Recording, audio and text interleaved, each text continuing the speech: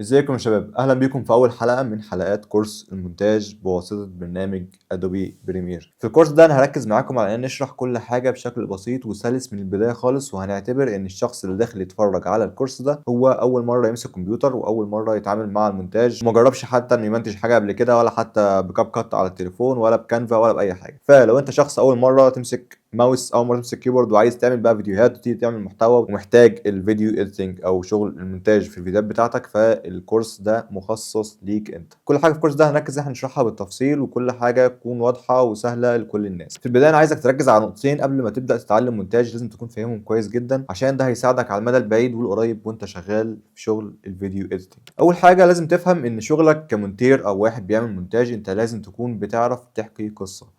لازم تكون عارف ان انت هيجيلك ماتيريال ايا كانت ايه هي، وماتيريال هنا دي معناها الفيديوهات اللي انت لسه ما عملتلاش مونتاج، الفيديوهات الاساسيه او الرئيسيه، الكليبات الرئيسيه اللي انت هتاخدها تمنتجها وبعد كده تطلع منها فيديو كويس شكله حلو مفيد بصريا وممتع وناس كتير تستفيد منه، او ايا كان الهدف بتاعه ايه، انك تطلعه باحسن شكل. فهو ده وظيفتك. انت لازم تكون عارف ان الفيديو بتاعك لازم يكون ليه هدف، لازم تكون انت قادر توصل الهدف ده بطريقه ممتعه وشيقه، لازم تكون قادر تحكي القصه بطريقه بتوصل المعلومه بتاعه الفيديو، وفي نفس الوقت ما يبقاش المونتاج بتاعك ممل او الفيديو في الاخر طالع من تحت ايدك فيديو ممل الناس مش حابه الناس تتفرج عليه. سواء انت هتشتغل في اعلانات، هتشتغل في السينما، هتعمل محتوى لنفسك، ايا كان اللي انت هتعمله بالمونتاج، فانت لازم تعرف انك محتاج توصل المعلومه من الفيديو او من الاعلان او من ايا كان المحتوى اللي انت هتشتغل عليه، زائد الاستمتاع البصري. لازم المشاهد يبقى عينه معاك طول الوقت، مش متاخده في حته تانية. دي اول حاجه. الحاجه التانية لازم تبقى عارف ان المونتاج مش هو بريمير ولا هو دافينشي ولا هو كاب كات ولا فاينل كات ولا ايا كان. المونتاج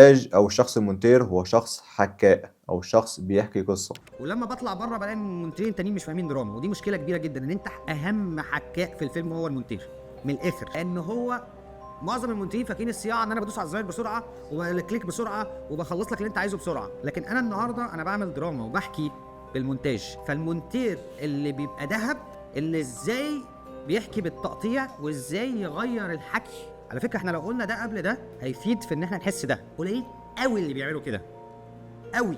عشان كده قلت لك المونتاج مش بريمير ولا اي برنامج. المونتاج هو فكر، لازم انت تبقى فاهم ازاي تعرف تحكي قصه، والادوات سواء بريمير او ايا كان ايه الادوات التانية، او افتر افكت في الحاجات الجرافيك، او فوتوشوب حتى لو هتحط ديزاينات على الفيديو بتاعك. ما تقوليش ان انا بس عشان ابقى مونتير فانا محتاج اتعلم ادوبي بريمير بس وهطنش بيها البرامج، او مش محتاج اتعلم حاجه تانية. بالعكس، انت بيبقى ليك دايما الافضليه في الشغل وفي كل المشاريع اللي بتخشها بسبب ان انت بتعرف تستخدم اكتر من برنامج.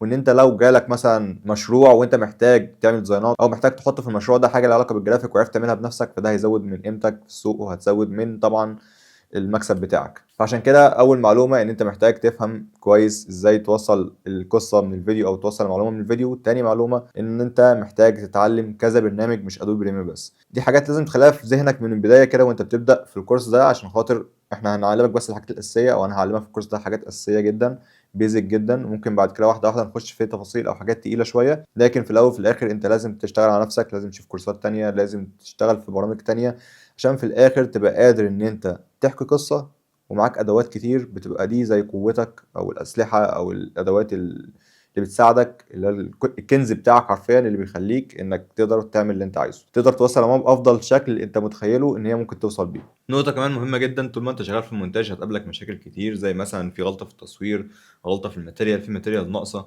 لازم يبقى دايما عندك العقل الذكي اللي يقدر ان هو يسخر كل الظروف المتاحة قدامه ان هو يحل المشكلة ويعمل احسن فيديو. فالذكاء في الشغلانة دي مطلوب جدا، وده برضو من الحاجات اللي بتفرق المونتير الذكي عن المونتير الضعيف او اللي محدش هيطلبه. ممكن تلاقي الشكل اتغير، زاوية التصوير اتغيرت، المايك ما كانش موجود بقى موجود، الحاجات دي كلها ما تستغربهاش جدا عشان الفيديو متصور على يومين، فعادي جدا. كمل معايا كده وركز يا باشا، ما تتوهش مني. نقطة كمان، حاول انت تعمل تغذية بصرية كتير، تتفرج على برامج كتير، تشوف مثلا لو بتتفرج على فيلم تعرف الفيلم ده اتمنتج ازاي، تبتدي تفكر هو ليه حط الماتيريال دي كده، ليه عمل القطاية دي كده، ليه في المشهد ده جاب الاول المشهد اللي بعده جاب منه الصوت وبعد كده دخل بالمشهد. في حاجات كده لو فهمتها هتلاقي ان انت بتتفرج على الافلام والبرامج اللي انت بتتفرج عليها بعد كده بشكل مختلف. انت بتحللها المونتاج بتاعها اتعمل ازاي، الكليب الاغنيه ده اتعمل ازاي، الفكره دي اتعملت ازاي، الحركه السريعه دي اتعملت ازاي. كل دي بالنسبه لك تغذيه بصريه، لما تيجي تحط بعد كده قدام مشروع تلاقي نفسك عندك افكار. مش شرط انك تعمل زيها، بس المهم انك تكون قادر